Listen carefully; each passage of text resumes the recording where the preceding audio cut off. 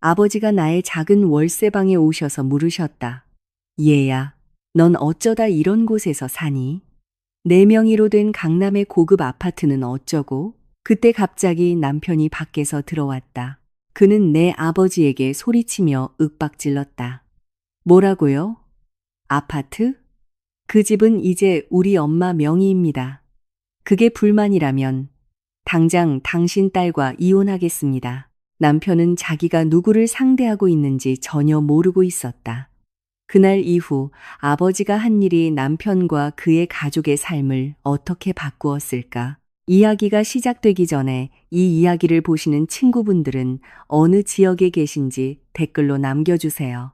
이 채널이 더욱 발전하여 더 흥미로운 이야기를 전해드릴 수 있도록 좋아요와 구독을 잊지 마세요. 녹슨 낡은 선풍기 소리가 좁은 거실의 정적을 지배했다. 월세방 안의 공기는 답답하고 더웠다. 마치 때 묻은 벽이 그 안에 있는 사람을 짓누르는 것 같았다. 박민아는 방석이 다 달아빠진 나무 의자 끝에 불안하게 앉아 있었다. 그녀 앞에는 매우 소박한 옷차림의 중년 남성이 앉아 있었다. 그 남자는 단추가 몇 개 풀어진 낡은 셔츠와 색이 바래기 시작한 면바지를 입고 있었다. 그의 얼굴은 평온했지만 눈빛에서는 설명하기 어려운 온화함과 단호함이 동시에 뿜어져 나왔다. 그는 바로 미나의 친아버지 박태준 회장이었다. 박 회장은 그 방을 둘러보았다. 그의 시선은 페인트가 벗겨진 벽, 몇 군데 금이 간 타일 바닥, 그리고 최소한의 가구들을 훑었다. 그의 시선에는 혐오감이 없었다. 단지 딸에게서 숨기려 애쓰는 깊은 슬픔만이 존재했다. 그는 긴 숨을 내쉬었고 이웃집의 음식 냄새와 길거리의 먼지 냄새가 열린 환풍구를 통해 들어왔다. 그는 딸을 뚫어지게 바라보았다.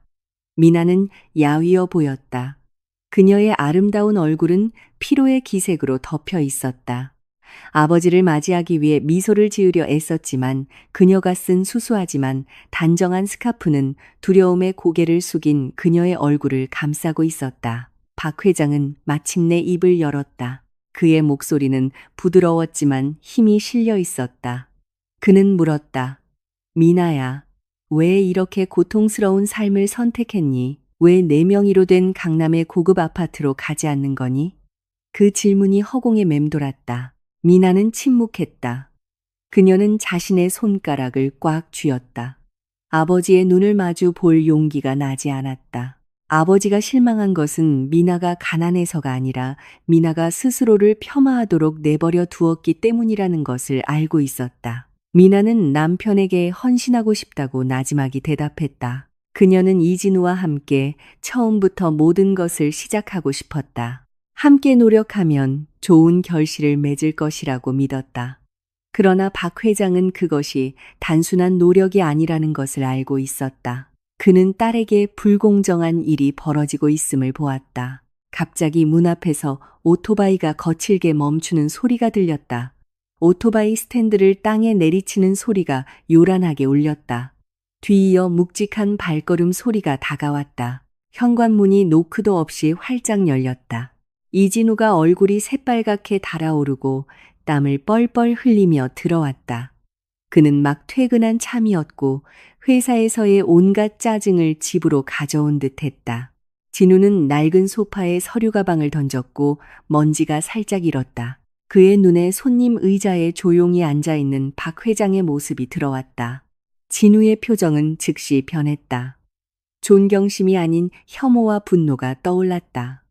그는 장인을 발끝부터 머리끝까지 경멸하는 시선으로 훑어보았다. 진우에게 박 회장은 그저 귀찮게만 하는 쓸모없는 늙은이에 불과했다. 진우는 눈앞의 노인이 실제로 누구인지 몰랐다. 그가 아는 것은 이 장인이 자신에게 돈이나 사업 자금을 준 적이 없다는 것뿐이었다.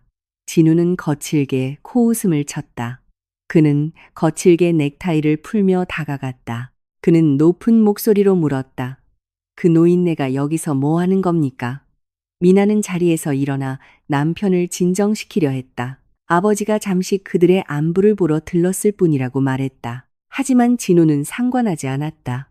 그는 피곤했고 가난하다고 생각하는 손님의 존재는 그의 생각에 부담만 더할 뿐이었다. 진우는 경제 문제를 꺼내기 시작했다. 그는 부엌의 쌀이 다 떨어졌고 손님을 대접할 여유도는 없으며 하물며 빈손으로 온 손님은 더욱 그렇다고 말했다. 그 말들은 너무나 날카롭고 고통스러웠다. 미나는 눈물이 떨어지지 않도록 참았다. 아버지 앞에서 창피했다. 박 회장은 여전히 조용히 앉아 있었다. 그는 조금도 감정적으로 동요하지 않았다.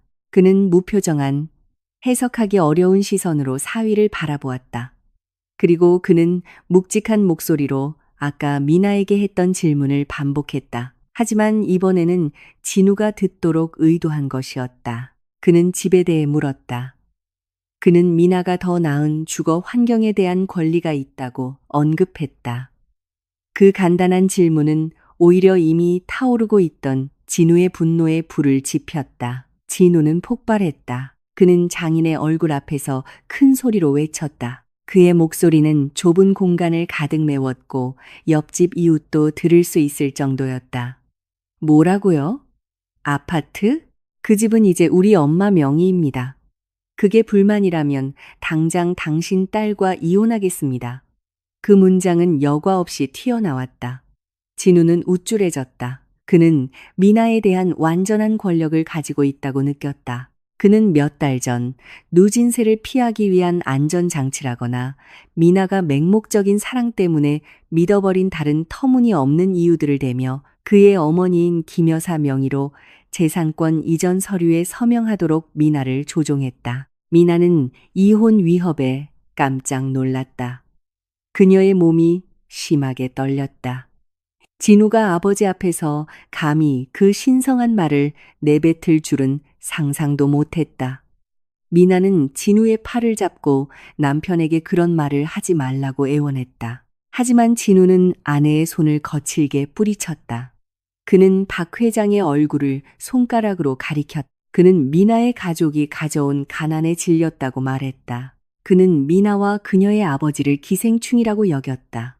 진우는 자신이 수도의 마철루 절반의 소유주 얼굴을 가리키고 있다는 사실을 몰랐다. 그 외침 이후 잠시 침묵이 흘렀다. 박 회장은 천천히 의자에서 일어났다. 그는 느리고 위험 있는 동작으로 낡은 셔츠를 정돈했다. 그의 얼굴에는 폭발적인 분노가 없었다. 오히려 옅은 미소를 지었다. 진우가 알아챌 만큼 똑똑했다면 매우 차갑고 무서운 미소였다. 박 회장은 진우의 눈을 깊이 들여다보았다. 그는 조용히 말했다. 좋소, 방금 한 말을 기록해두지. 이 순간부터 카운트다운이 시작될 거요. 그 문장은 불길한 예언처럼 들렸다. 박 회장은 그리고 미나를 바라보았다. 그는 딸의 머리를 애정 가득하게 쓰다듬었다. 그는 미나에게 곧 폭풍이 올 테니 강해져야 한다고 속삭였다. 하지만 그 후에는 무지개가 뜰 것이라고. 미나는 흐느끼며 아버지의 손에 입을 맞추었다. 진우는 그 장면을 비웃으며 바라볼 뿐이었다. 그는 이겼다고 느꼈다. 장인을 위협해서 쫓아냈다고 생각했다. 박 회장은 진우 쪽을 다시는 돌아보지 않고 월세방을 나섰다. 그는 질척한 좁은 골목을 따라 걸어갔다. 진우는 창문으로 장인이 버스를 타기 위해 큰 길로 걸어가는 것을 보고 냉소적으로 웃었다. 진우는 가난한 사람들은 정말 비참하다고 중얼거렸다. 그러나 진우는 높은 담벼락에 가려진 큰 길 모퉁이에서 무슨 일이 일어났는지 보지 못했다. 그곳에는 번쩍이는 검은색 고급 세단이 기다리고 있었다. 엔진은 거의 소리 없이 부드럽게 켜져 있었다. 깔끔한 정장을 입은 건장한 남자, 김비서가 열린 차문 옆에 서 있었다. 김비서는 박 회장이 다가오자 정중하게 허리를 숙였다. 박 회장은 그 고급 차에 올라타 밖에 뜨거운 먼지 낀 거리를 남겨두었다. 시원하고 향기로운 차 안에서 박 회장의 표정은 완전히 바뀌었다. 그의 눈에 깃든 슬픔은 사라졌다. 방금 방해받은 비즈니스 거물의 날카로운 눈빛으로 바뀌었다. 그는 차 안에 보관된 양복 주머니에서 최신 스마트폰을 꺼냈다. 그는 법무팀에 연락했다. 그는 모든 서류를 준비하라고 지시했다. 게임은 이제 막 시작되었다. 진우는 자신이 누구를 상대하고 있는지 몰랐다. 한편 월세방 안에서 진우는 여전히 투덜거리고 있었다.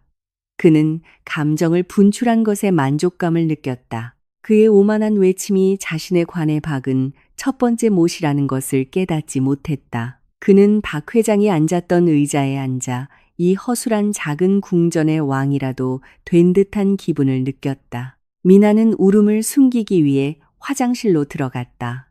그녀는 흐느끼는 소리가 들리지 않도록 수돗물을 틀었다. 마음이 산산조각 났다. 그녀는 진우를 사랑했지만 아버지를 향한 모욕은 너무나 깊은 상처였다. 그날 밤 하늘에는 먹구름이 짙게 드리워져 있었다.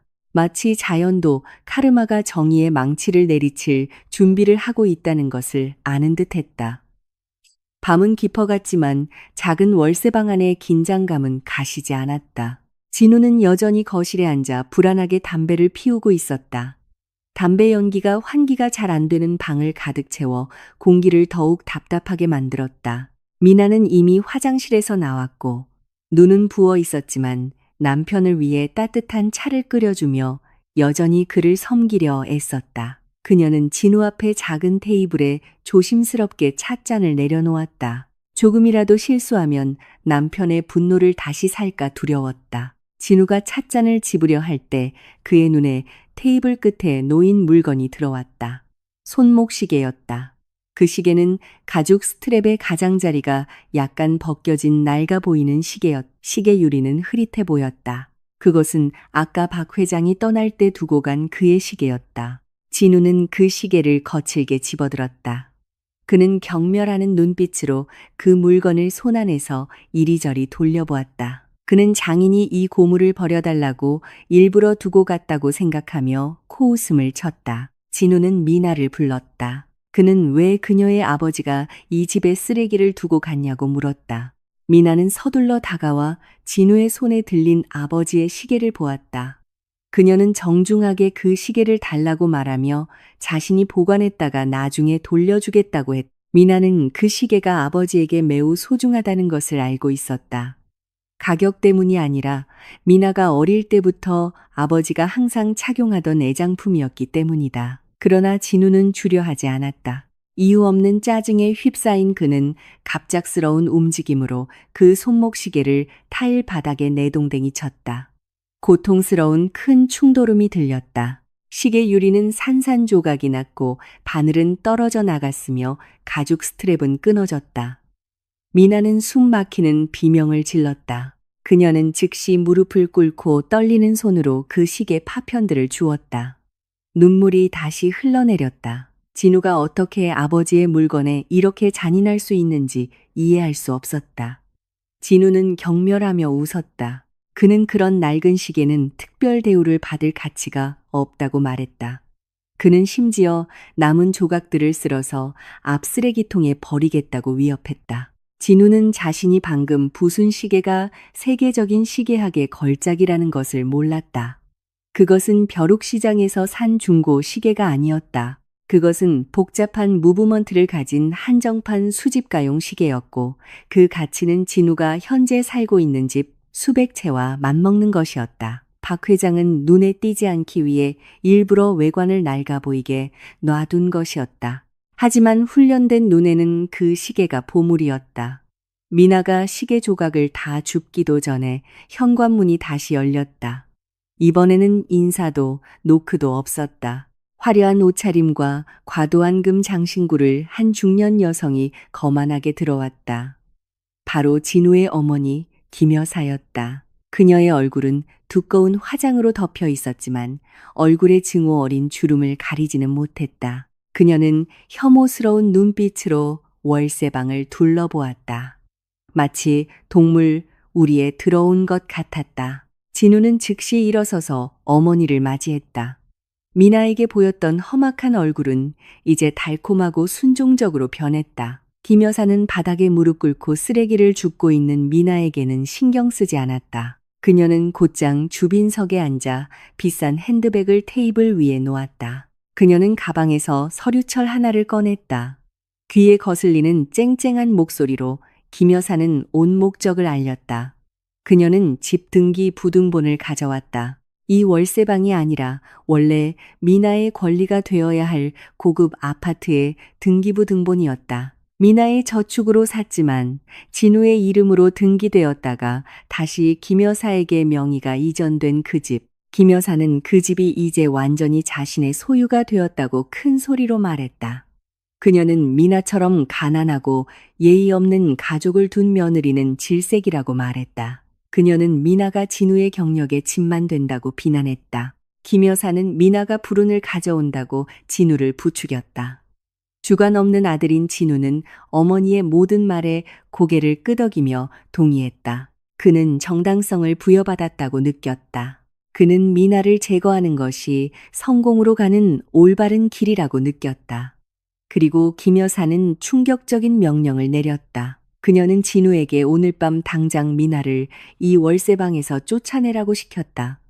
이유는 터무니없었다. 그녀는 이 월세방도 진우의 돈으로 낸 것이니 쓸모없는 미나는 여기서 살 권리가 없다고 말했다. 미나는 눈이 휘둥그레졌다. 그녀는 일어서서 자신을 변호하려 했다.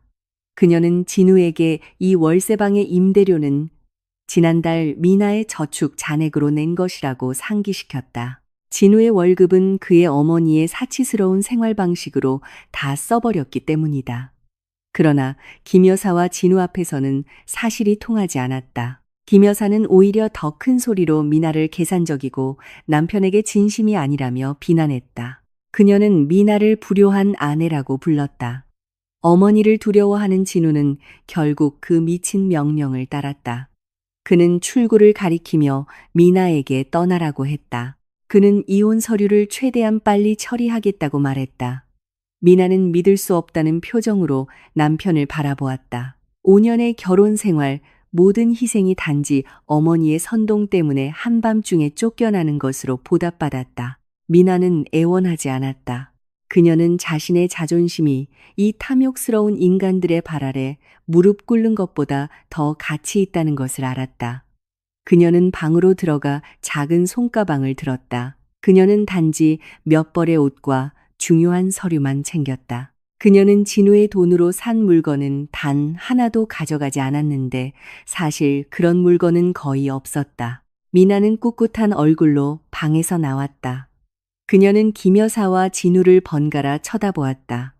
그녀는 조용하지만 단호하게 자신이 떠나겠다고 말했다. 그녀는 그들이 자신들의 선택으로 행복하기를 바란다고 했다. 미나는 어두운 밤을 뚫고 밖으로 나섰다.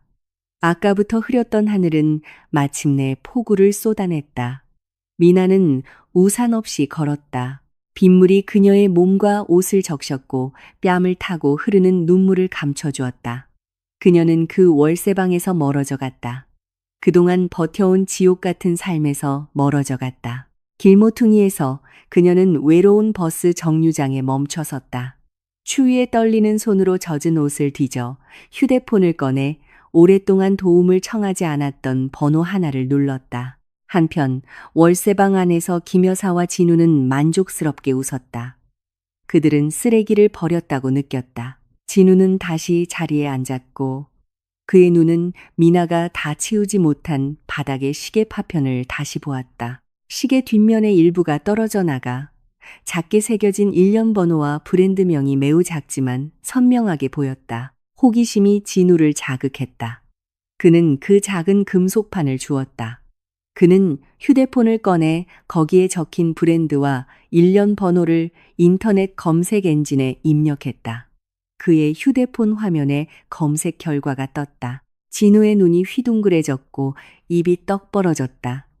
입술에 물고 있던 담배가 바닥으로 떨어졌다. 휴대폰 화면에는 그가 방금 내동댕이 친 것과 똑같은 손목시계의 사진이 떠 있었다. 기사 제목은 희귀한 걸작 경매 수백억 원의 낙찰이었다.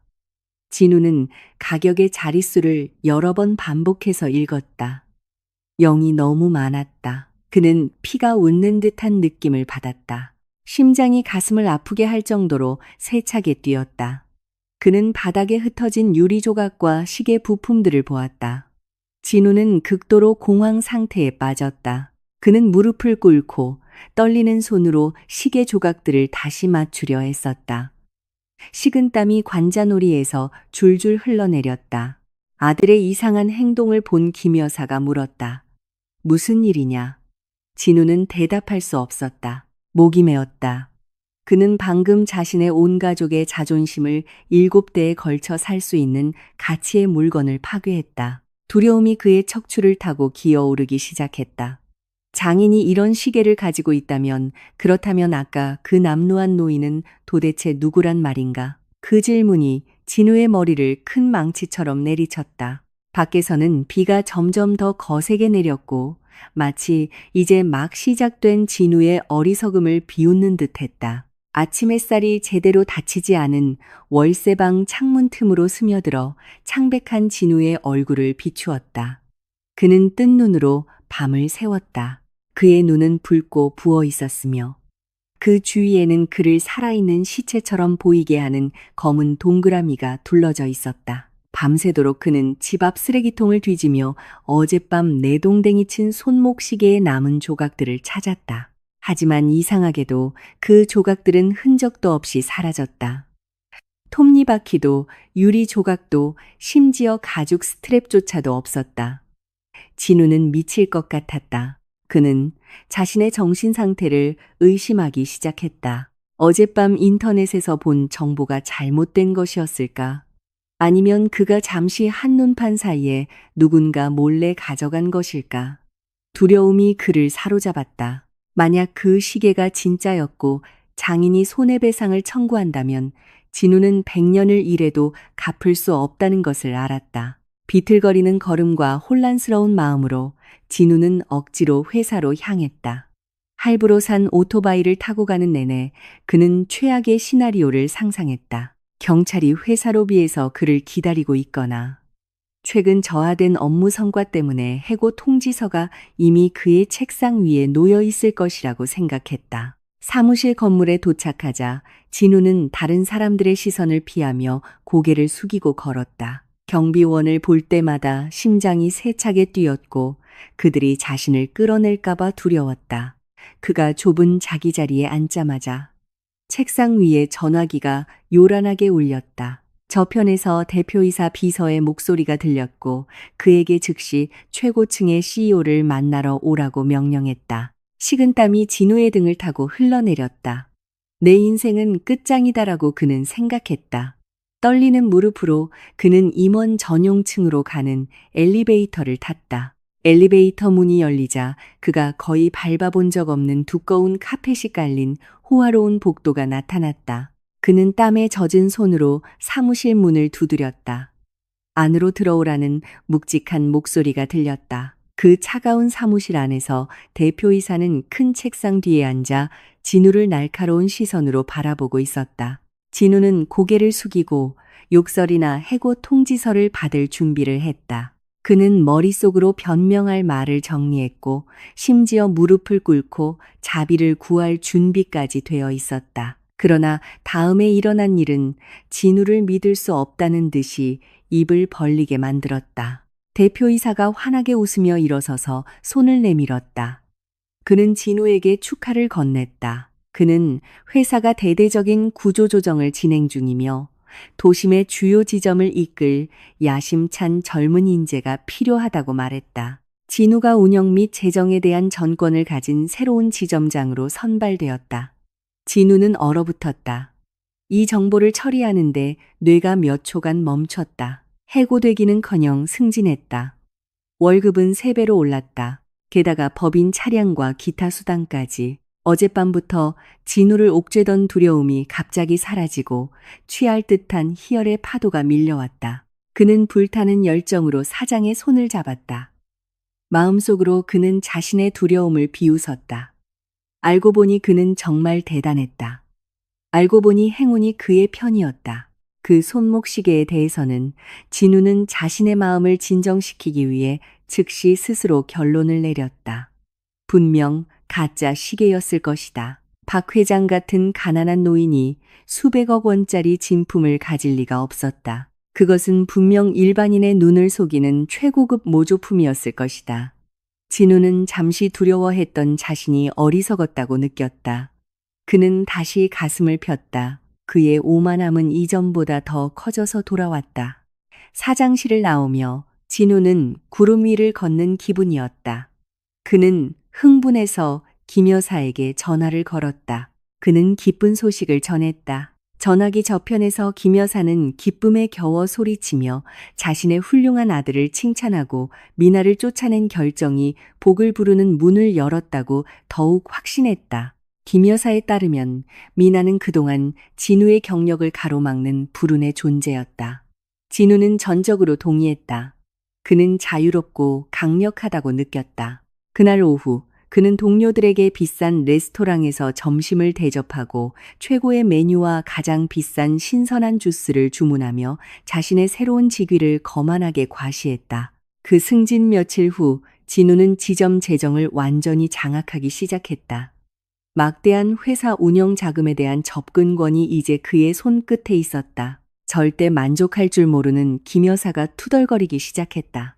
그녀는 그들이 미나에게서 막 빼앗은 고급 아파트의 인테리어가 덜 현대적이라고 불평했다. 그녀는 바닥 대리석을 바꾸고 수입 크리스탈, 샹들리에를 사고 사교 모임 친구들에게 자랑할 수 있도록 새로운 수영장을 만들고 싶어 했다. 필요한 비용은 엄청났고 진급했음에도 불구하고 진우의 월급을 훨씬 초과했다. 처음에 진우는 망설였지만 악마의 속삭임과 성공한 효자로 칭찬받고 싶은 욕망이 이성을 이겼다. 그는 허술해 보이는 회사 재무 시스템에서 허점을 보았다. 그는 지점 리모델링 비용이나 마케팅 비용으로 잠시 그 돈을 빌렸다가 연말 보너스가 나오면 갚을 수 있다고 생각했다. 오래 생각하지 않고 진우는 허위 지출 승인서에 서명했다. 수십억 원의 돈이 순조롭게 그의 개인 계좌로 흘러들어갔고 그 후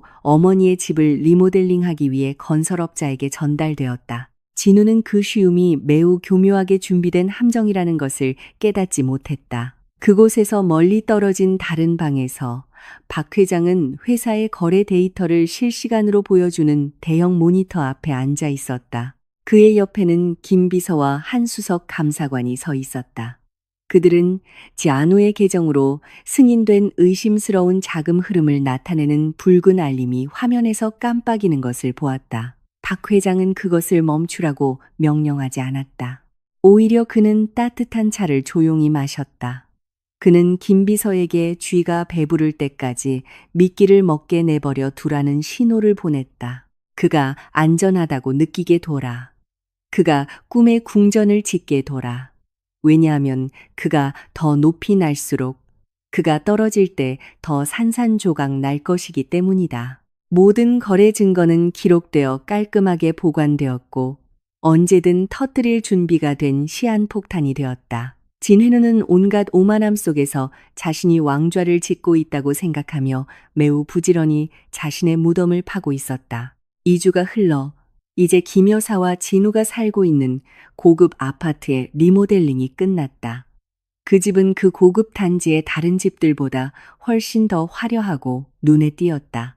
기둥은 과도한 금박으로 덮여 있었고 촌스러운 사자상이 대문을 장식했으며 거대한 크리스탈 샹들리에가 거실에 매달려 있었다. 큰 길에서도 선명하게 보였다. 김 여사는 자신이 이제 여왕이라고 느꼈다. 그녀는 자신의 부를 세상에 과시하고 싶어 안달이 났다. 그녀는 즉시 모든 지인, 단지 이웃, 심지어 예전에 자신을 무시했던 오랜 친구들에게까지 집들이 초대장을 보냈다.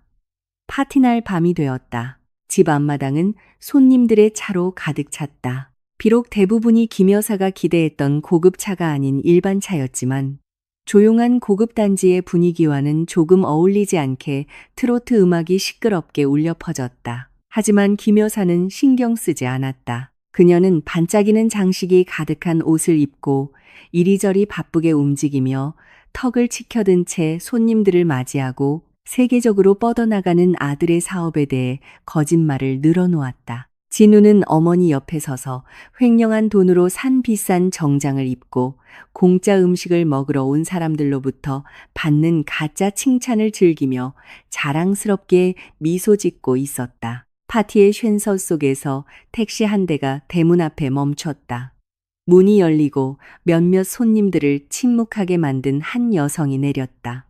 바로 미나였다. 그녀는 소란을 피우러 온 것이 아니라 진우가 법적 절차를 신속히 진행할 수 있도록 집에 원본 서류와 이혼 합의서를 빨리 가져오라고 계속 문자로 괴롭혔기 때문에 온 것이었다. 미나는 소박하지만 매우 품위 있는 모습이었다. 그녀는 아름답게 떨어지는 긴 원피스를 입고 가슴을 단정하게 덮는 스카프를 두르고 있었다. 몸에는 장신구 하나 없었지만 그녀의 평온한 아우라는 금으로 치장한 김 여사보다 훨씬 더 빛나 보였다. 미나의 등장을 본 김 여사의 얼굴이 굳어졌다. 그녀는 즉시 전 며느리에게 큰 걸음으로 다가가 일부러 손님들이 들으라는 듯이 목소리를 높였다. 그녀는 모욕적인 말로 미나를 맞이했다. 먹을 돈이 없어서 남은 음식을 구걸하러 왔냐고 물었다. 손님들은 수군거렸다. 일부는 동정의 눈빛으로, 일부는 김 여사의 말에 선동되어 냉소적인 눈빛으로 바라보았다. 진우도 다가와 미나를 경멸하는 눈빛으로 바라보며 조금의 죄책감도 없이 그녀가 가져온 서류를 요구했다. 미나는 가져온 서류철을 조용히 건넸다. 그녀는 모든 일이 끝나기를 바랄 뿐이며 이 가족과는 더 이상 어떤 관계도 맺고 싶지 않다고 조용히 말했다. 그러나 김 여사는 미나를 바닥까지 망신시키지 않고는 만족할 수 없었다. 그녀는 그 서류철을 빼앗고는 일부러 기름진 음식이 담긴 접시를 미나의 발 쪽으로 떨어뜨렸다. 진한 소스가 미나의 원피스 끝자락을 더럽혔다. 김 여사는 교활하게 웃으며 일부러 그런 것이 아니라고 시치미를 뗐다. 그리고 명령하는 투로 미나에게 그 더러움을 치우라고 시켰다. 그녀는 심지어 뒤쪽 부엌을 가리키며 미나 같은 가난한 여자의 자리는 이 웅장한 거실이 아니라 설거지하는 곳이라고 말했다. 진우는 어머니가 미나를 그렇게 대하는 것을 보고만 있었다. 그는 심지어 작게 웃기까지 했고 미나가 예전에 그들에게 대들었으니 교훈을 얻을 만하다고 생각했다. 미나는 긴 숨을 들이쉬며 가슴 속의 격동을 억눌렀다. 그녀는 마지막으로 진우의 눈을 바라보며 한때 사랑했던 남자의 양심의 잔재를 찾았다. 하지만 그녀는 공허함과 오만함만을 발견했다. 미나가 더 이상 굴욕을 당하지 않기 위해 돌아서려 할 때 갑자기 분위기가 험악해졌다. 거실에 거대한 크리스탈 샹들리에가 한두 번 깜빡이더니 완전히 꺼져버렸다. 거실 등뿐만 아니라 그 집의 모든 불이 꺼졌다. 음악이 갑자기 멈췄다. 어둠이 파티를 뒤덮었다. 손님들은 공황에 빠져 시끄럽게 소리치기 시작했다. 진우는 과도한 전력 사용으로 인한 단순한 합선이라고 생각하며 하인에게 전기 차단기를 확인하라고 소리쳤다. 그러나 창밖을 내다보았을 때 그는 이상한 점을 깨달았다. 길거리의 가로등과 이웃집의 불은 환하게 켜져 있었다. 오직 이 집만이 빛의 바다 한가운데 있는 죽은 섬처럼 칠흑같이 어두웠다. 그 혼란 속에서 정문 쪽에서 매우 밝은 자동차 헤드라이트 불빛이 어둠을 뚫었다. 한 대가 아니라 세 대의 검은색 고급 세단이 줄지어 들어와 출구를 막았다. 차문이 동시에 열렸다. 경호원 복장을 한 몇몇 건장한 남자들이 내렸고 서류 가방을 든 안경 낀 남자가 뒤따랐다. 그들은 박태준 그룹의 변호사 팀이었다. 진우는 화가 나서 앞으로 달려가 감히 자기 집에서 소란을 피우는 자가 누구냐고 윽박질렀다. 변호사는 조금도 동요하지 않았다. 진우의 눈을 부시게 하는 자동차 헤드라이트 불빛의 도움을 받아 변호사는 큰 소리로 문서를 낭독했다. 그는 이 집이 서 있는 땅이 박태준 그룹 소유의 건물 사용권 상태의 자산이라고 선언했다. 계약 조항에 따라 토지 소유자의 서면 허가 없는 모든 형태의 리모델링이나 건물 구조 변경은 중대한 위반이며 이는 즉시 일방적으로 거주권을 취소하는 결과를 초래한다고 했다. 진우는 입을 떡 벌렸다. 그는 집 등기부등본이 이미 어머니 명의로 되어 있다고 반박하려 했다. 변호사는 옅은 미소를 지으며 김 여사가 소유한 것은 단지 건물 자체일 뿐이라고 설명했다. 하지만 그 땅은 장기 임대된 회사 소유였다. 그리고 진우가 허가 없이 그것도 회사 돈을 써서 전체를 리모델링했기 때문에 그 토지 임대 계약은 오늘 밤부로 법적으로 무효가 되었다. 변호사는 최후 통첩을 했다. 지금 당장 이 집을 비우지 않으면 경호팀이 그들의 짐을 밖으로 옮기는 것을 도울 것이라고. 김 여사는 히스테리컬하게 비명을 지르며 그들을 사기꾼이라고 비난했다. 그녀는 변호사를 공격하려 했지만 경호원들에게 제지당했다. 아까까지만 해도 아첨하던 초대 손님들은 이제법 집행관과 건장한 사람들의 등장을 보고 두려움에 떨며 슬금슬금 물러나기 시작했다. 손님들은 하나둘씩 재앙으로 변한 파티를 떠났다. 미나는 여전히 그곳에 서 있었다. 어둠의 그림자 속에서 카르마가 매우 빠르게 작동하는 것을 목격했다. 그녀는 창백해진 진우를 보았다. 그의 몸은 추위 때문이 아니라 그를 덮친 현실의 공포 때문에 심하게 떨리고 있었다. 김 비서가 차 한 대에서 나와 미나에게 다가갔다. 그곳 사람들의 대우와는 대조적으로 매우 정중한 태도로 김 비서는 미나를 집으로 모시기 위해 차에 타도록 안내했다. 진우는 그 광경을 보았다. 그가 예전에 온라인 택시 운전사라고 생각했던 신임받는 비서가 이제 막 쫓아낸 아내를 위해 고급 차의 문을 열어주고 있었다. 진우의 뇌는 멈춰버렸고 실제로 무슨 일이 일어나고 있는지 이해할 수 없었다.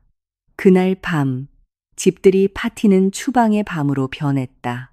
날카로운 자동차 헤드라이트 불빛 아래 진우와 김 여사는 방금 판결을 받은 피고인처럼 서 있었다. 한편 미나는 전 남편과 시어머니를 삼키기 시작하는 어둠을 뒤로하고 떠났다. 가정법원의 재판정 분위기는 밖에 더운 공기와는 대조적으로 차갑고 딱딱했다. 진우는 원고석에 앉아 불안하게 다리를 계속 움직였다. 이혼을 앞두고 긴장해서가 아니라 이 관계를 빨리 끝내고 자신이 권리라고 생각하는 것을 차지하고 싶어 안달이 났기 때문이다. 그 옆에는 김 여사가 거만한 얼굴로 앉아 있었다. 그녀의 눈은 맞은편 테이블에 조용히 앉아 있는 미나를 향한 냉소적인 시선을 떼지 않았다. 미나는 평범해 보이지만 눈빛이 날카로운 젊은 변호사와 함께 있었다. 그날의 안건은 마지막 조정과 공동 재산 분할이었다.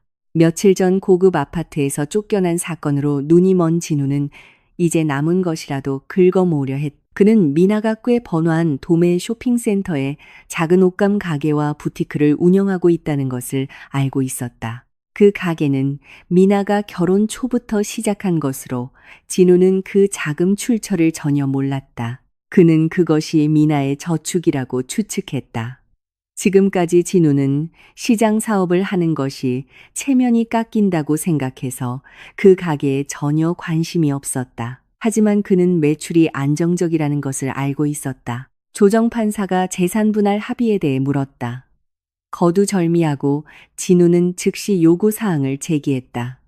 그는 보상으로 그 가게의 완전한 소유권을 요구했다. 그는 결혼 생활 동안 자신의 월급이 생활비로 많이 쓰였다고 주장했다. 사실 그의 돈은 어머니의 사치스러운 생활 방식에 더 많이 쓰였기 때문에 그것은 명백한 거짓말이었지만 그는 그 생산적인 자산을 얻을 권리가 있다고 느꼈다. 김 여사도 분위기를 가열시키며 미나가 그동안 빌부터 살았으니 그것이 마땅한 보상이라고 큰 소리로 속삭였다. 미나의 변호사는 정중한 어조로 끼어들려 하며 진우에게 그 요구를 재고하라고 상기시켰다. 그는 가게의 소유권을 넘겨받는 것은 그의 수반되는 모든 자산과 부채, 즉 의무를 함께 넘겨받는 것을 의미한다고 암시했다. 그러나 그 경고는 진우에게 무시당했다. 그의 머릿속에는 고급 아파트를 빌리는데 사용할 수 있는 가게의 일일 수익만을 상상하고 있었다. 단지에서 쫓겨난 후 그는 미나의 변호사에게 소리치며 미나가 돈줄을 잃지 않도록 겁주려 한다고 비난했다. 미나는 해석하기 어려운 표정으로 진우를 바라보았다. 거기에는 동정심이 있었지만 단호함에 가려져 있었다. 그녀는 진우에게 그 가게를 완전히 원하고 그 사업과 관련된 모든 책임에서 미나를 풀어주는 것이 확실하냐고 조용히 물었다. 진우는 매우 확신한다고 단호하고 큰 소리로 대답했다. 그는 심지어 미나에게 그 자리에서 즉시 권리 이전 서류에 서명하라고 도전했다. 미나는 긴 한숨을 내쉬고는 변호사에게 고개를 끄덕였다. 서류가 준비되고 펜이 움직였다. 몇 분 만에 그 가게는 공식적으로 진우의 소유가 되었다. 재판은 곧 확정될 이혼 결정으로 끝났다. 진우와 김 여사는 환한 미소를 지으며 재판정을 나섰다. 그들은 완승했다고 느꼈다. 진우는 자신이 성공적인 가게 주인이 될 것이라고 상상했다. 편안히 앉아 입금액을 세는 모습을. 그들은 즉시 동대문 시장에 있는 가게로 가서 점검을 하고 직원들에게 새로운 사장이 왔다고 알리기로 결정했다. 그 상가 건물에 도착했을 때 진우는 가게가 닫혀 있는 것을 보았다. 셔터가 굳게 내려져 있었다. 그는 당황했다. 이 시간이면 가게가 열려 있고 손님들로 붐벼야 했다. 그가 강제로 자물쇠를 열려 할 때 빨간 번호판을 단 관용차 한 대와 벤 두 대가 상가 앞에 급히 멈췄다. 세무공무원 복장을 한 몇몇 사람들과 두꺼운 서류철을 든 험상예는 남자 몇몇이 차에서 내렸다. 그들은 아직 자물쇠를 붙잡고 있는 진우에게 다가갔다. 세무공무원 중 한 명이 그가 방금 법원에서 확정된 증서에 따라 이 가게의 새로운 주인인 진우 씨가 맞는지 물었다. 진우는 자랑스럽게 가슴을 펴고 그렇다고 대답했다. 그 공무원은 옅은 미소를 짓고는 공식적으로 봉인된 두꺼운 봉투를 건넸다. 동시에 벤에서 온 남자들도 만기가 된 청구서 더미를 건넸다. 진우는 떨리는 손으로 그 봉투를 열었다. 그는 적힌 숫자를 보고 눈을 동그랗게 떴다. 강제 징수 통지서. 그 가게는 5년 연속으로 부가가치세와 법인세를 체납한 상태였다. 게다가 목을 조르는 이자가 붙은 연체료까지. 총액은 수십억 원에 달했다. 진우가 숨을 돌리기도 전에 수입 원단 공급업체의 채권 추심원도 목소리를 높였다. 그들은 지금까지 미나의 가게에 공급된 상품은 제3자가 보증하는 특별 위탁 판매 시스템으로 제공되었다고 설명했다. 그러나 소유권이 이전되면서 그 보증은 자동으로 무효가 되었고 창고에 있는 모든 상품의 대금은 오늘 당장 현금으로 완납해야 하며 그렇지 않으면 완납될 때까지 가게 주인의 개인 자산을 압류할 것이라고 했다. 진우는 다리가 젤리처럼 풀리는 것을 느꼈다. 그는 지금까지 그 가게가 큰 이익을 내서가 아니라 미나가 압박 없이 사업을 배울 수 있도록 박 회장이 모든 운영 비용 부담을 뒤에서 지원하고 보증해 주었기 때문에 순조롭게 운영될 수 있었다는 것을 이제야 깨달았다. 이제 그 보호막은 거쳤다. 진우는 뜨거운 태양 아래 서서 자신의 신장을 팔아도 훨씬 넘는 금액의 청구서를 들고 있었다. 아까까지 거만했던 김 여사는 이제 창백해져 아들의 등 뒤에 숨었다. 공무원들은 사정을 봐주지 않았다. 그들은 상가문에 감독 중과 압류 보증이라고 쓰인 큰 스티커를 붙이기 시작했다. 진우는 좌절감에 비명을 질렀다. 그가 강제로 빼앗은 공동재산은 금이 아니라 방금 그의 손에서 터진 시한폭탄이었다. 그는 공식적으로 억만장자가 되었지만 빚의 형태로 가게에서의 사건 이후 며칠은 진우에게 악몽처럼 지나갔다. 그의 휴대폰은 쉬지 않고 울렸다. 세무서와 공급업체의 독촉 전화에 시달렸다. 그는 자신이 꿈꾸던 생활 수준과는 거리가 먼 곰팡내 나는 값싼 고시원에 숨어 지내야 했다. 이제 진우의 유일한 희망은 그의 직장이었다. 그는 여전히 지점장 자리를 유지하고 있었다. 그는 오늘 방문할 회사의 새로운 주인의 마음에 들 수 있다면 아마도 큰 보너스나 회사 대출을 받아 그의 벌어진 빚 구멍을 막을 수 있을 것이라고 생각했다. 그날 아침 지점은 매우 분주했다. 모든 직원들은 단정하고 깨끗하게 하라는 지시를 받았다. 진우는 세탁할 틈이 없어 구겨지기 시작한 최고의 정장을 입었다. 그는 사무실 화장실 거울 앞에 서서 긴장 때문에 계속 흐르는 식은땀 냄새를 가리기 위해 값싼 향수를 뿌렸다. 그는 미소와 아첨하는 말을 연습했다. 그는 자신의 매력과 보기 좋게 약간 조작한 재무 보고서로 자신의 경력을 구할 수 있다고 확신했다. 정확히 10시. 고급 차들이 줄지어 사무실 건물 주차장으로 들어섰다. 진우와 관리자들은 로비에 줄을 서서 거물급 인사의 도착을 환영했다. 주된 차의 문이 열렸다. 매우 우아한 회색 정장을 입은 노인이 내렸다. 건장한 경호원 몇 명과 법무팀이 그를 동반했다. 진우의 심장이 배섰다. 그 남자는 바로 박태준 회장이었다. 하지만 이번 그의 모습은 그가 월세방에서 쫓아냈던 남루한 아버지와는 완전히 달랐다. 이번에 박 회장은 절대적인 권력의 아우라를 뿜어냈다. 그의 발걸음 하나하나가 로비 바닥을 울리는 듯 했다. 박 회장 뒤에서 정중한 비즈니스 블레이저와 매우 단정한 현대적인 스카프를 두른 젊은 여성이 내렸다. 그녀는 가죽 서류 가방과 태블릿을 들고 있었다. 진우는 눈을 가늘게 떴다가 충격에 휘둥그레졌다. 바로 미나였다. 그의 전안에는 자신감 있는 걸음으로 걸었다. 턱은 들려 있었고 눈빛은 날카롭고 전문적이었다. 더 이상 순종적이고 조용한 미나는 없었다. 여기서 그녀는 임원이었다. 다른 직원들은 그녀가 누구인지도 모른 채 그 여성의 아름다움과 위엄에 감탄하며 수군거렸다. 그 일행은 입을 벌리고 얼어붙은 진우를 쳐다보지도 않고 환영 대열을 지나쳤다. 그들은 곧장 위층의 주 회의실로 향했다. 멍하니 있던 진우는 곧 비서에게 이끌려 회의실로 들어가야 했다. 그가 발표를 해야 했기 때문이다. 그 차가운 회의실 안에서 박 회장은 주빈석, 보통 이전 CEO가 앉던 자리에 앉았다. 미나는 그의 오른쪽에 앉아 태블릿을 열고 진지하게 데이터를 확인했다. 회의가 시작되었다. 이전 CEO가 떨리는 목소리로 말을 시작하며 박태준 그룹이 이 회사의 과반수 지분을 공식적으로 인수했다고 소개했다. 그리고 오늘부터 박 회장이 유일한 소유주이자 이사회 의장이라고. 진우의 무릎에 힘이 풀려 그는 의자에 주저앉았다. 세상이 빙빙 도는 것 같았다. 그가 모욕하고 가난하고 기생충이라고 불렀던 장인이 방금 그가 일하는 곳을 사들인 재벌이었다. 발표할 차례가 진우에게 왔다. 그는 떨면서 일어섰다. 땀이 셔츠를 흠뻑 적셨다. 그는 한마디도 할 수 없었다. 그는 그저 용서를 구하는 눈빛으로 박 회장을 바라볼 뿐이었다. 박 회장은 손을 들어 진우가 말을 시작하기도 전에 그를 멈추게 했다.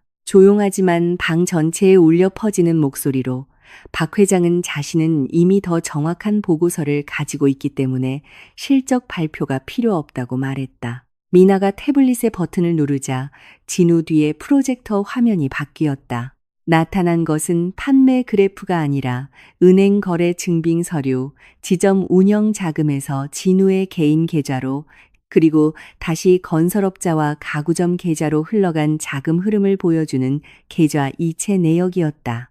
모든 것이 날짜와 금액까지 명확하게 드러났다. 총액은 수십억 원에 달했다. 회의실은 즉시 조용해졌다. 모든 시선이 혐오와 충격으로 진우에게 쏠렸다. 박 회장은 감정 없이 마치 사형 선고를 읽는 판사처럼 담담하게 말했다.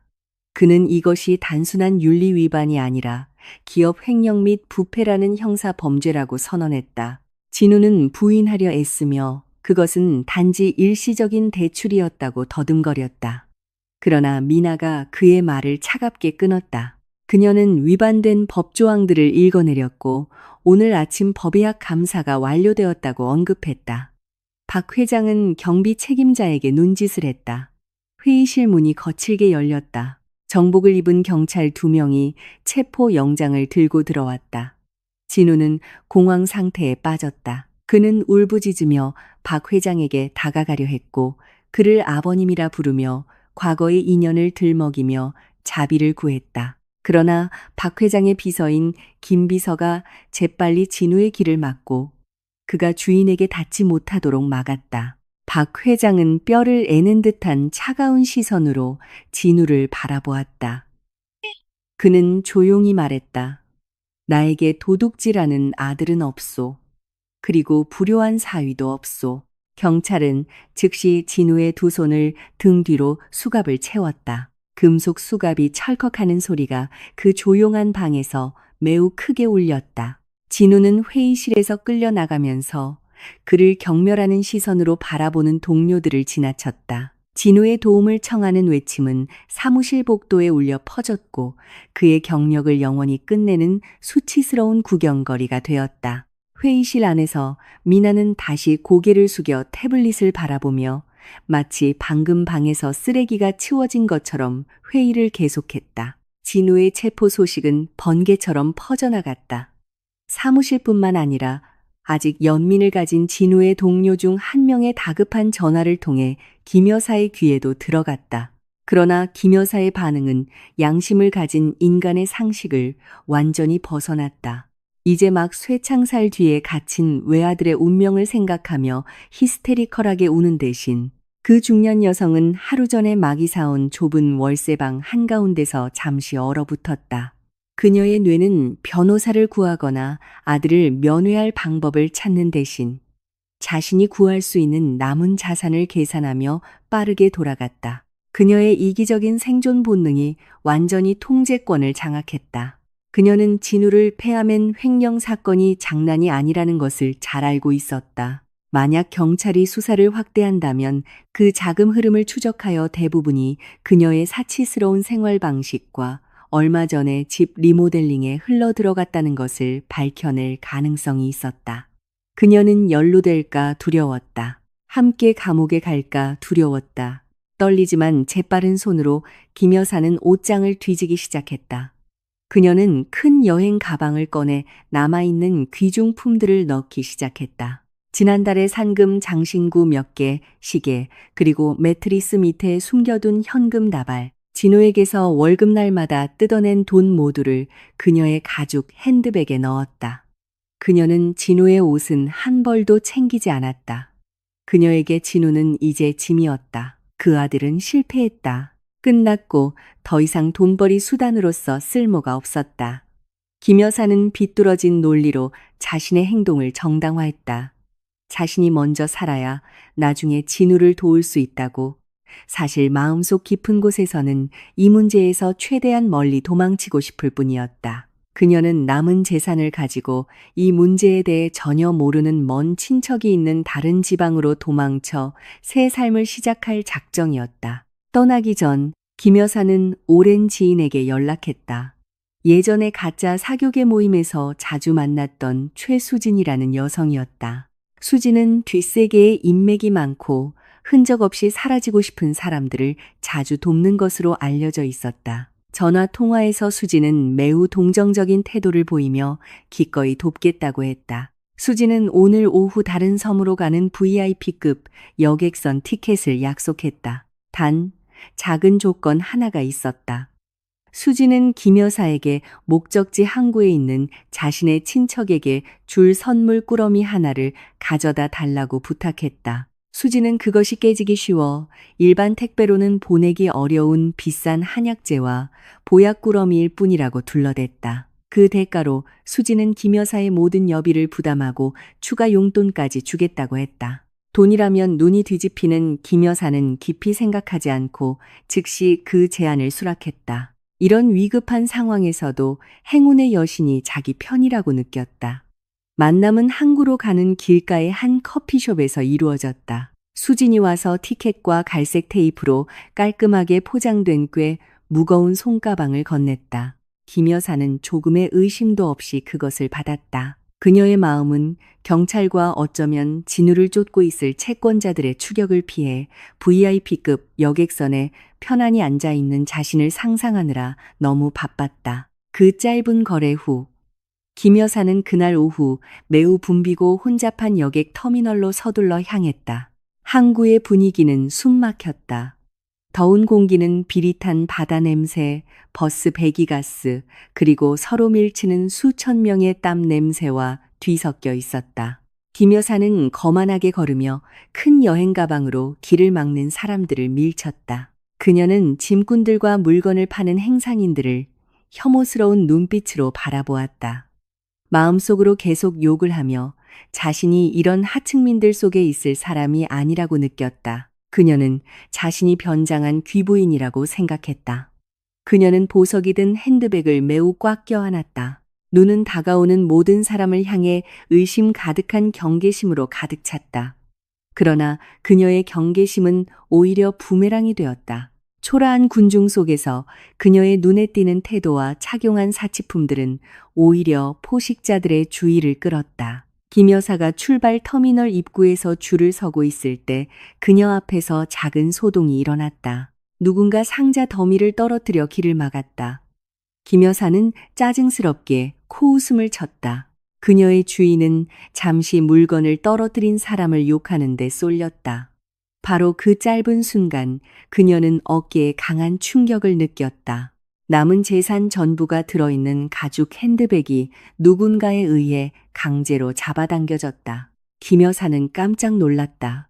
그녀가 고개를 돌렸을 때 가방을 든 마른 청년이 군중을 뚫고 빠르게 달려가는 것을 보았다.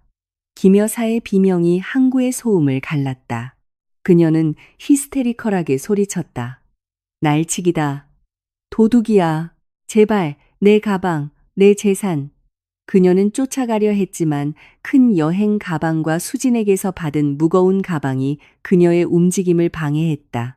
그녀는 더러운 아스팔트 위에 넘어졌고 무릎이 까졌지만 아픔은 신경 쓰지 않았다. 그녀는 미친 듯이 계속 소리치며 사람들에게 날치기를 쫓아달라고 애원했다. 항구 보안 요원 몇 명과 순찰 중인 경찰이 즉시 다가왔다. 이미 군중 속으로 사라진 날치기를 쫓기 위해서가 아니라 김 여사의 히스테리컬한 비명 때문에 혼란스러워지기 시작한 상황을 진정시키기 위해서였다. 김 여사는 경찰 앞에서 울부짖었다. 그녀는 가방 안에 금, 다이아몬드, 그리고 수천만 원의 현금이 들어있다고 설명했다. 그녀는 경찰에게 즉시 범인을 체포하라고 요구했다. 경찰은 그녀를 진정시키려 하며 공식적인 신고를 위해 보안 초소로 함께 가자고 요청했다. 숨을 헐떡이며 이미 헝클어진 모습으로 쪽진 머리는 기울고 옷은 길거리 먼지로 더러워진 채 김 여사는 여행 가방과 수진이 맡긴 가방을 초소로 끌고 갔다.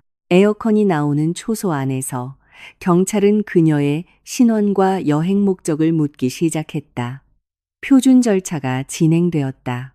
경찰은 사건 당시 그녀가 소지하고 있던 물품을 증거로 기록하기 위해 모든 소지품을 열어보라고 김 여사에게 요청했다. 처음에 김 여사는 사생활을 이유로 거절했지만 경찰은 강경했다. 마지못해 그녀는 옷가방을 열었다. 이상한 것은 없었다. 그리고 경찰은 그녀가 바닥에 내려놓은 갈색 테이프로 감긴 손가방을 가리켰다. 경찰이 그 안에 무엇이 들었는지 물었다. 김 여사는 그것이 친구가 맡긴 한약재와 보약일 뿐이라고 자신 있게 대답했다. 너무 꼼꼼하게 포장된 꾸러미에 의심을 품은 경찰은 열어봐도 되는지 허락을 구했다. 한 경찰관이 커터칼을 가져와 두꺼운 테이프층을 갈랐다. 꾸러미가 열리자 경찰관들의 얼굴이 굳어졌다. 안에는 약병이나 약재 꾸러미가 아니라 투명 비닐에 포장된 하얀 가루 뭉치들과 수천 개의 형형색색 알약들이 들어있었다. 독특한 화학물질 냄새가 즉시 퍼져나갔다. 그것은 엄청난 양의 불법 약물이었다. 소유자를 종신형이나 심지어 사형에 처하게 할 만큼의 양이었다. 김 여사의 눈이 튀어나올 듯이 커졌다. 그녀의 얼굴은 즉시 창백해졌다. 마치 몸에서 피가 모두 빠져나간 것 같았다. 그녀는 공황 상태에 빠져 고개를 저으며 등이 벽에 부딪힐 때까지 몇 걸음 물러섰다. 그녀는 그것이 자기 것이 아니라고, 수진의 것이라고, 자기는 함정에 빠졌다고 소리치며 부인했다. 그러나 경찰은 그녀의 부인을 신경 쓰지 않았다. 물리적 증거가 그의 손에 있었다. 그녀가 그것을 운반했고 경찰이 그 순간 전화를 걸었을 때 갑자기 연락이 끊긴 수진의 존재를 증명할 수 없었다. 수지는 희생양으로 삼을 어리석은 운반책을 찾는 조직의 가명일 뿐이었고 탐욕스러운 김 여사는 완벽한 표적이었다. 그 순간 김 여사의 신부는 소매치기 피해자에서 거물급 마약 밀매 용의자로 바뀌었다. 경찰은 즉시 그녀의 손에 수갑을 채웠다. 김 여사는 몸부림치며 진우의 이름을 부르고 이미 세상을 떠난 남편의 이름을 부르고 심지어 미나의 이름을 부르며 도와달라고 소리쳤다. 눈물이 번진 화장과 섞여 그녀를 비참한 광대처럼 보이게 했다. 카르마는 가장 잔인한 방식으로 그녀를 찾아왔다. 그녀는 고통받는 아들을 버리고 도망칠 작정이었다.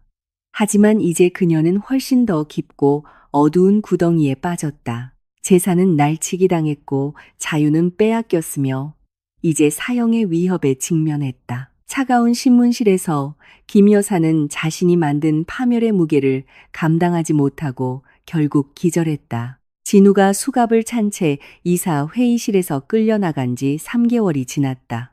진우에게는 3세기처럼 느껴지는 3개월이었다. 구치소에서의 생활은 그가 상상조차 해본 적 없는 지옥이었다. 진우는 닥서리범부터 조폭까지 다양한 범죄자들과 함께 비좁은 감방에 수용되었다. 더 이상 푹신한 매트리스도 시원한 에어컨도 맛있는 음식도 없었다. 있는 것이라고는 차갑고 축축한 시멘트 바닥, 거의 청소하지 않는 화장실에서 나는 지독한 오줌 냄새, 그리고 종종 상에 있는 반찬과 함께 나오는 맛없는 배식뿐이었다. 그러나 육체적 고통은 그가 겪는 정신적 고통에 비하면 아무것도 아니었다. 교도소 안에서는 권력의 위계가 매우 잔인했다. 넥타이를 매던 전직 상사라는 신분으로 들어와 초반 며칠 동안 남은 오만함을 보이던 진우는 즉시 오래된 수감자들의 손쉬운 표적이 되었다. 그의 오만함은 무자비하게 짓밟혔다. 예전에 직원을 윽박지르고 미나를 욕하던 그는 이제 감방장의 심부름꾼이 되었다. 그는 문신한 조폭의 발을 마사지하고 다른 수감자들의 옷을 빨고 맨손으로 화장실을 청소해야 했다. 그가 저항하거나 거부할 때마다 감시 카메라가 닿지 않는 감방구석에서 주먹과 발길질이 그의 몸에 날아들었다. 그의 몸은 이제 깡마르고 광대뼈가 튀어나온 야윈 얼굴에 위생 상태가 좋지 않아 생긴 딱지와 피부병으로 가득했다. 매일 밤 진우는 가장 더러운 감방 구석에 웅크리고 앉아 소리 없이 울었다. 그는 여전히 어머니가 와서 자신을 구해줄 것이라는 순진한 희망을 품고 있었다. 그는 아마 김 여사가 밖에서 재산을 처분하거나 유능한 변호사를 찾고 있을 것이라고 생각했다. 그는 어머니 자신도 다른 도시의 여자교도소에서 훨씬 더 중한 죄목으로 복역 중이라는 사실을 몰랐다. 이 무지는 그를 계속 희망하게 만들었고 그 공허한 희망은 서서히 그의 정신을 갉아먹었다. 그는 종종 혼잣말을 하며 자신의 모든 고통을 미나 탓으로 돌렸다. 그의 왜곡된 마음속에서 미나는 자신을 무너뜨리기 위해 공모한 불효한 아내였다. 그는 아직 자신의 잘못을 깨닫는 지점에 도달하지 못했다. 그는 여전히 비참한 부정의 단계에 머물러 있었다. 어느 무더운 오후 수감자들에게 교도소 식당 구역에서 휴식 시간이 주어졌다. 이것은 그들이 벽 높은 곳에 매달린 철창 안에 놓인 낡은 브라운관 텔레비전을 통해 바깥 세상을 볼 수 있는 유일한 시간이었다. 진우는 식당 구석에 홀로 앉아 다른 수감자들의 눈을 피해 다시 맞지 않으려고 떨리는 손으로 밥을 먹었다. 텔레비전에서는 전국 비즈니스 뉴스 채널이 방송되고 있었다. 보통 이 채널은 트로트나 드라마를 더 좋아하는 수감자들에게는 지루했다. 하지만 이번에는 뉴스를 보고 싶어하는 교도관이 리모컨을 쥐고 있었다. 갑자기 진우의 귀에 뉴스 앵커가 언급하는 매우 익숙한 이름이 들렸다. 박태준 그룹. 진우의 고개가 번쩍 들렸다. 그의 눈은 잡음이 섞인 텔레비전 화면에 고정되었다. 화면에는 재벌 박태준 회장의 외동딸 박미나 대규모 경영권 인수 및 저소득층을 위한 공공임대주택 프로젝트 출범이라는 큰 뉴스 제목이 쓰여 있었다. 진우의 심장이 잠시 돋섰다. 화면에는 마천루를 배경으로 한 웅장한 무대가 보였다. 주연단에는 그가 너무나 잘 아는 한 여성이 서 있었다. 바로 미나였다. 하지만 화면 속 미나는 그가 월세방에서 알던 미나와는 너무나 달라 보였다. 텔레비전 속 미나는 매우 우아한 비즈니스 정장을 입고 있었다. 옷감은 비싸 보였고 재단은 완벽했다. 그녀의 얼굴은 위엄과 지성으로 빛났다. 그녀 옆에는 자랑스럽게 미소 짓는 박 회장과 그 출범식에 함께 참석한 몇몇 정부 장관들이 서 있었다. 카메라가 연설하는 미나의 얼굴을 클로즈업했다. 그녀의 목소리는 삐걱거리는 텔레비전 스피커를 통해 맑고 단호하게 들렸다. 저희는 부가신의 위탁이라고 믿습니다. 미나가 화면에서 말했다. 정직과 성실이 저희 사업의 기반입니다. 저희는 부정행위를 용납하지 않습니다. 왜냐하면 축복은 다른 사람의 고통 위에는 임하지 않기 때문입니다. 그 문장은 진우가 교도소에서 맞았던 어떤 물리적 타격보다도 더 세게 그를 때렸다. 그의 눈은 깜빡이지 않았고 입은 떡 벌어졌다. 씹고 있던 밥이 입에서 떨어졌다. 그의 뇌는 과거의 모든 기억을 거꾸로 돌리는 영화처럼 빠른 속도로 재생했다. 그는 예전의 미나가 얼마나 소박했는지 기억했다. 그는 미나가 빠듯한 생활에도 결코 불평하지 않았던 것을 기억했다. 그는 미나가 작은 가게의 재정을 얼마나 영리하게 관리했는지 기억했다. 그리고 가장 고통스럽게 그는 박 회장이 그의 월세방에 왔던 순간을 기억했다. 그 남루한 옷, 그 간단한 질문. 얘야, 넌 어쩌다 이런 곳에서 사니? 내 명의로 된 강남의 고급 아파트는 어쩌고? 알고 보니 그것은 망상에 빠진 노인의 질문이 아니었다. 그것은 문자 그대로의 질문이었다. 그 고급 아파트는 실제로 존재했다. 그분은 현실이었다. 그리고 연단에 서 있는 저 여성, 고위 공직자들에게 인사를 받고 있는 저 여성, 이 나라에서 가장 영향력 있는 여성 기업가 중 한 명으로 칭송받는 저 여성은 그가 어머니의 파티 때 부엌 바닥에서 설거지를 하라고 시켰던 바로 그 여성이었다. 그가 거짓된 부와 어머니의 자만심을 쫓아 이혼했던 바로 그 여성이었다. 진우는 심하게 떨었다.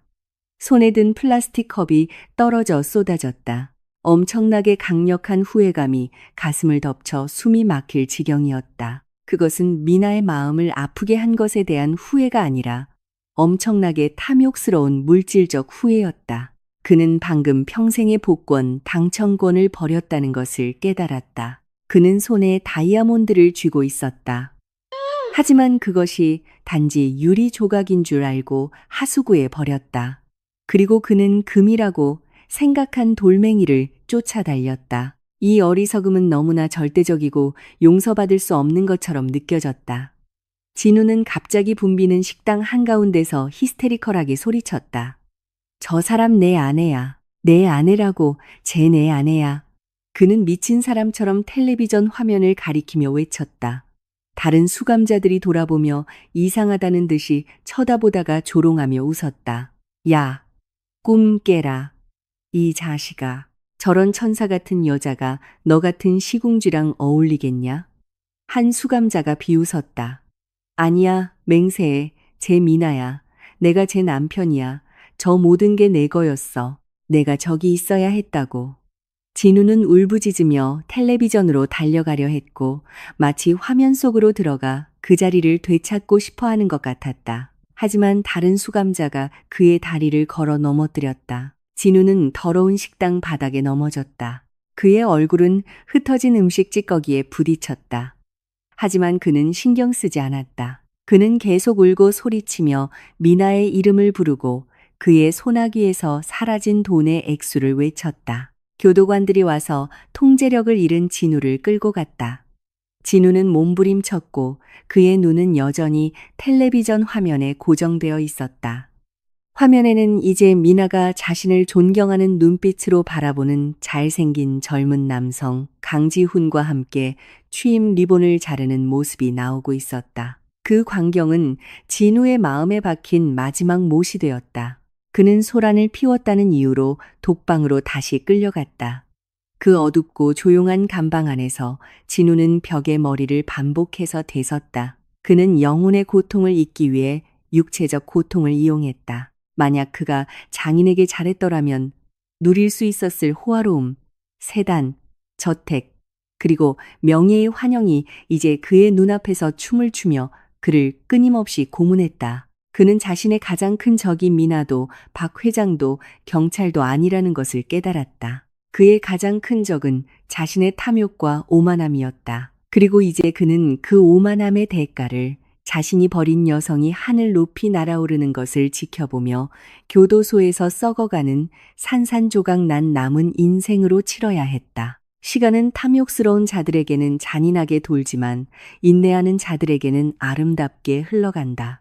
진우가 뒤늦은 후회와 함께 교도소에서 썩어가는 동안 김 여사의 운명도 별반 다르지 않았고 어쩌면 다른 아이러니 속에서 더 비참했을지도 모른다. 길고 지친 법적 절차를 거친 후 김 여사는 마침내 여자 교도소에서 풀려났다. 그녀는 운이 좋았거나 어쩌면 치욕 속에서 삶을 계속해야 했기에 불운했을지도 모른다. 법원은 그녀가 마약 조직의 사기에 희생된 단순 피해자라고 판결했기 때문이다. 그녀는 자신이 운반하는 꾸러미의 내용물을 모르는 어리석은 운반책에 불과했다는 것이 입증되었다.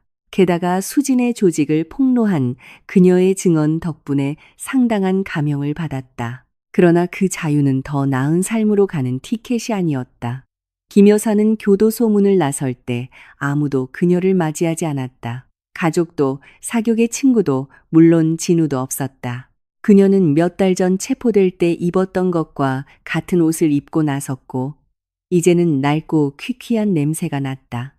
그녀의 재산은 남김없이 사라졌다. 한때 자랑스러워했던 고급 아파트는 오래전에 압류되었다. 저축, 보석, 모든 것이 사라졌다. 그녀의 평판도 망가졌다. 마약 사건 전과자를 받아줄 직장은 없었다.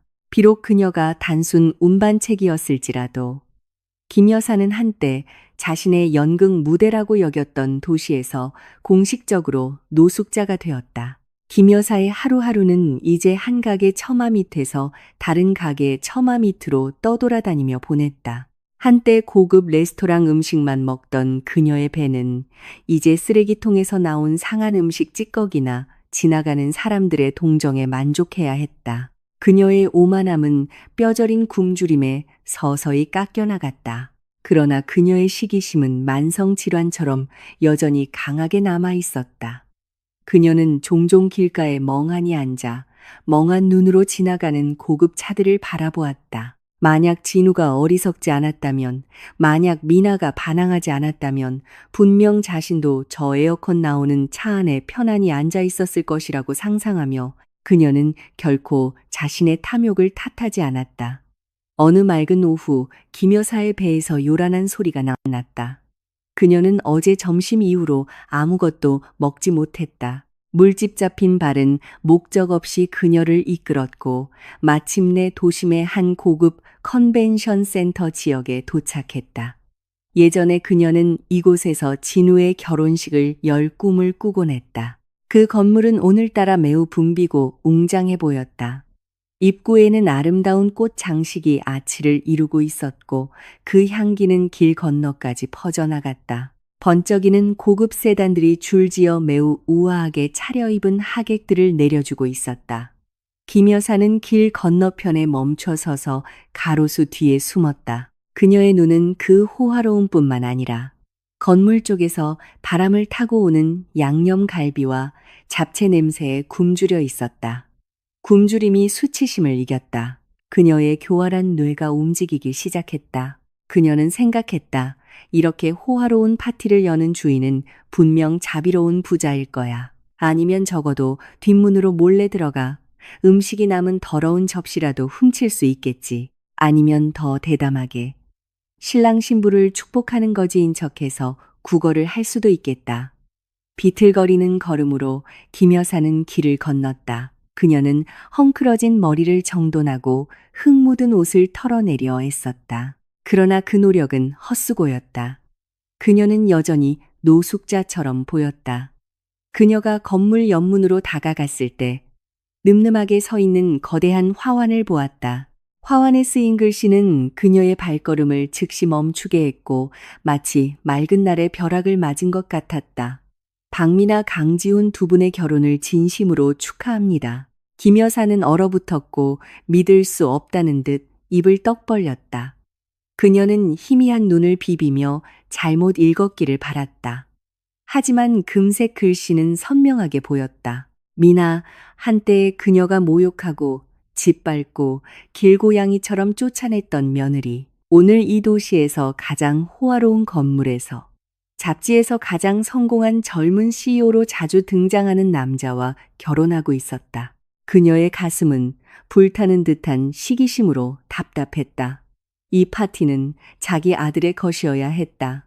미나와 나란히 서야 할 이름은 진우여야 했다. 재벌의 사돈으로서 손님을 맞이해야 할 사람은 자신이어야 했다. 담장 뒤에서 엿보는 거지가 아니라 그 시기심은 미친 대담함으로 변했다. 김 여사는 자신에게 아직 권리가 있다고 느꼈다. 그녀는 자신이 한때 미나를 거두어준 공로가 있는 전 시어머니라고 느꼈다.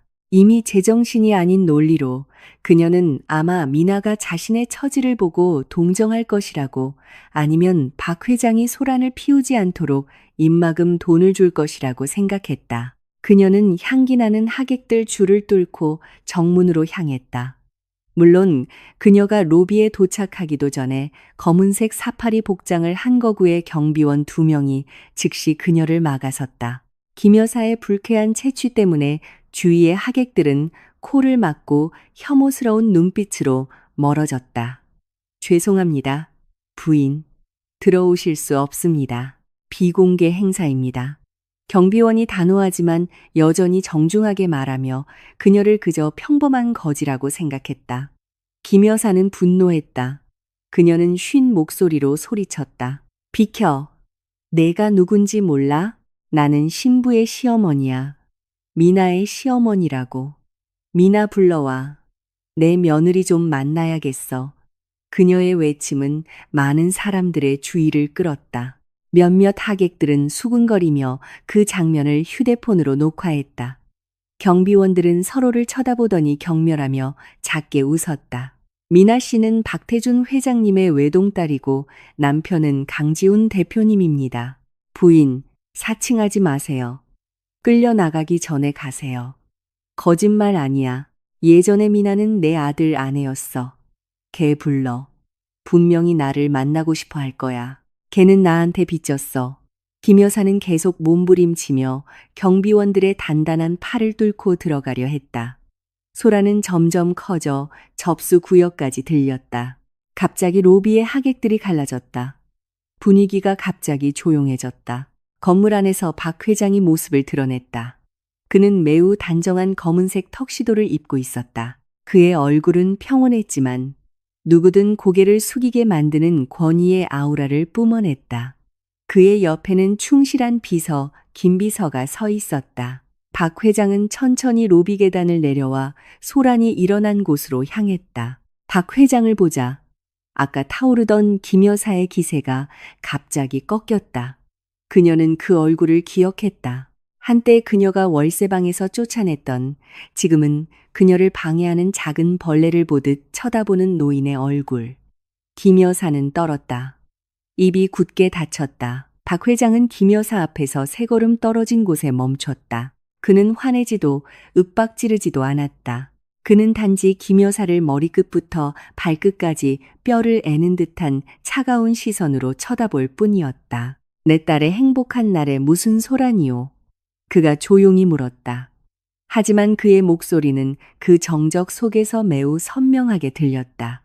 김 여사는 억지 미소를 지으려 애썼다. 비참한 가짜 미소였다. 회장님, 사돈 어른. 저예요, 진우 어미예요.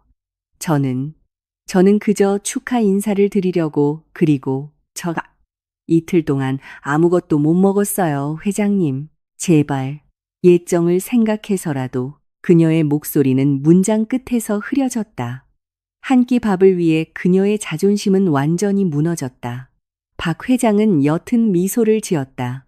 아주 옅게, 예정? 당신이 내 딸을 모욕했던 예정 말이요?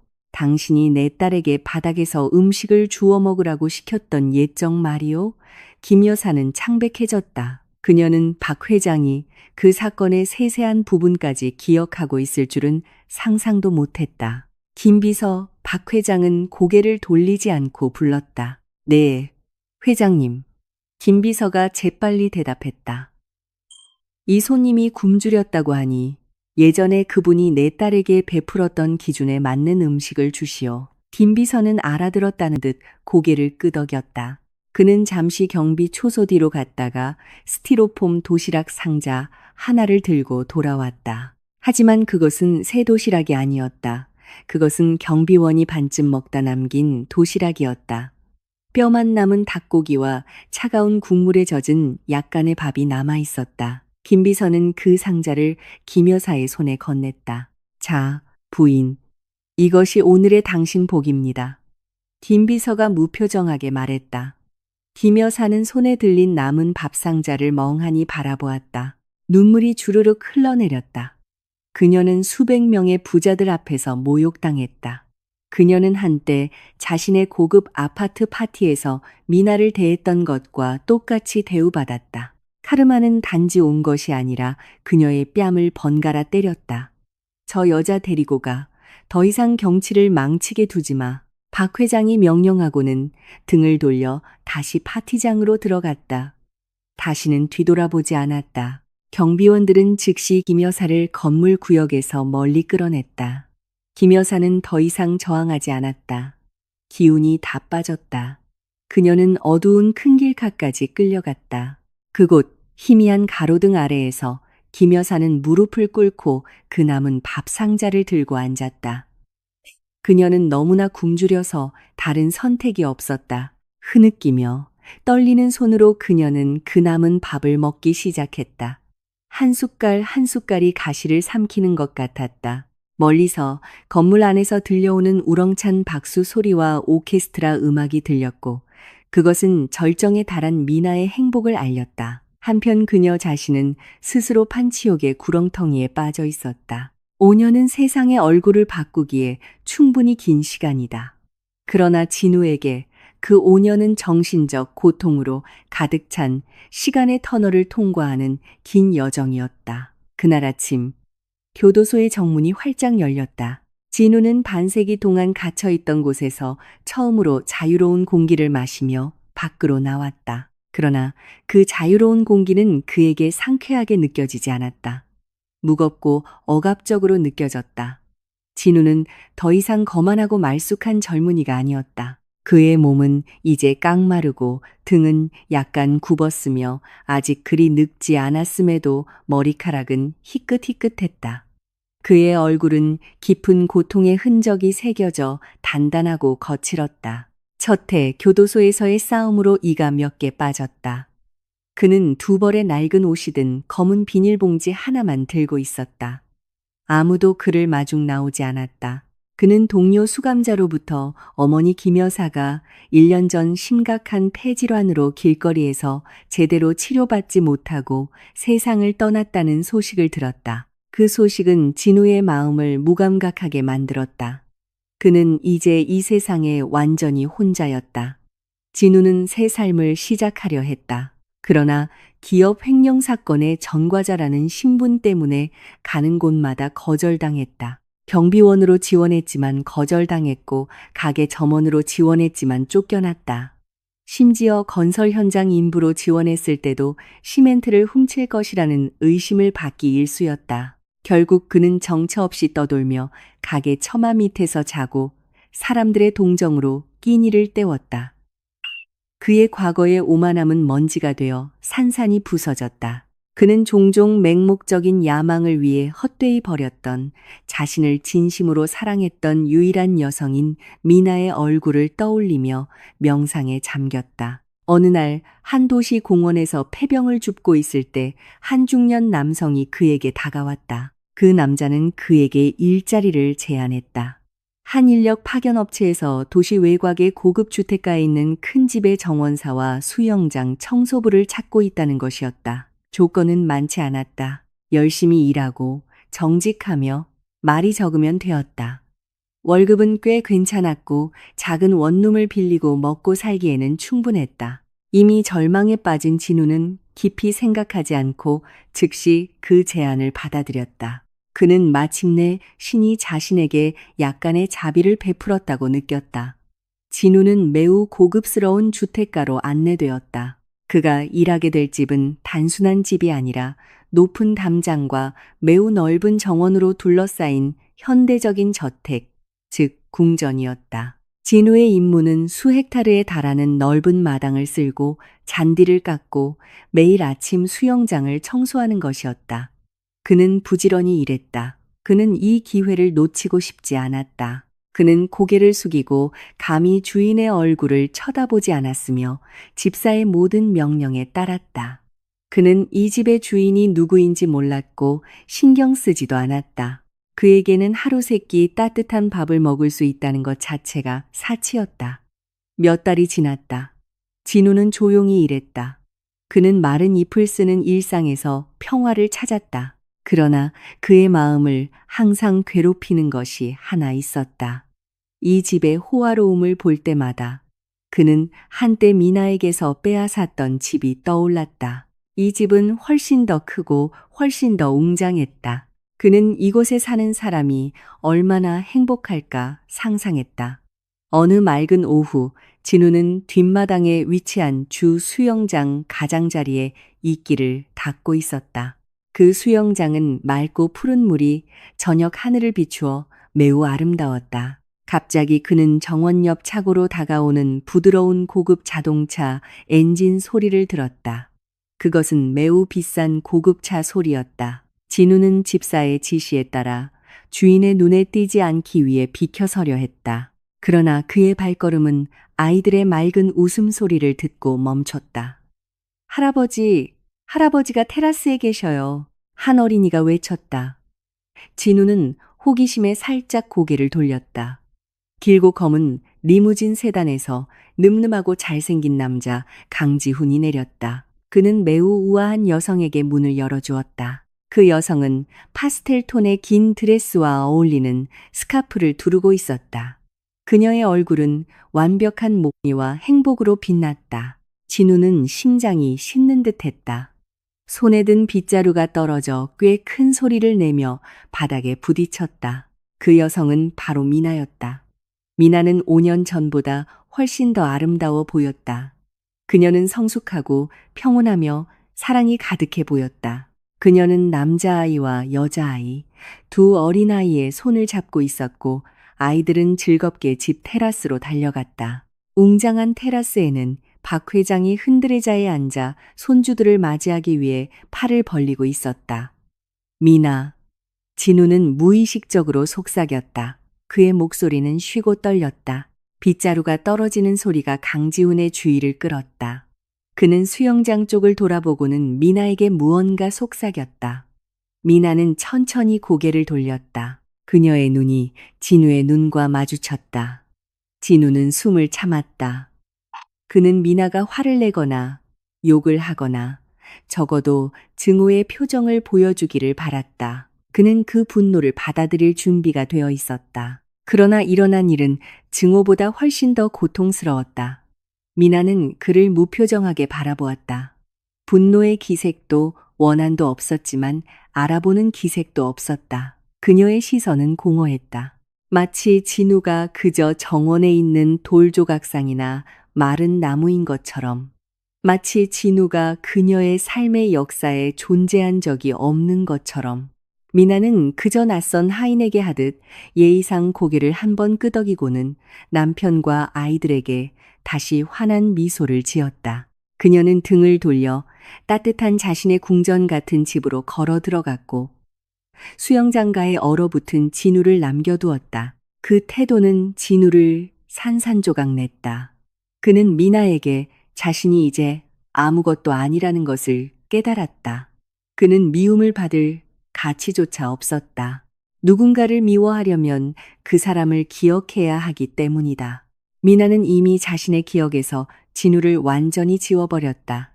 진우는 그저 무의미한 먼지일 뿐이었다. 진우가 더러운 뺨에 눈물을 흘리기 시작하며 얼어붙어 있을 때 박 회장이 천천히 그에게 다가왔다. 머리카락이 모두 하얗게 새었음에도 불구하고 그 노인은 여전히 늠름해 보였다.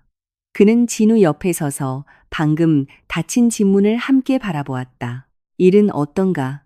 진우군. 월급은 충분한가? 박 회장이 조롱하는 기색 없이. 그러나 억누르는 힘이 가득한 낮은 목소리로 물었다.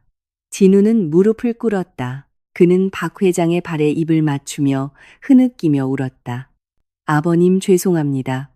용서해 주십시오. 제가 잘못했습니다.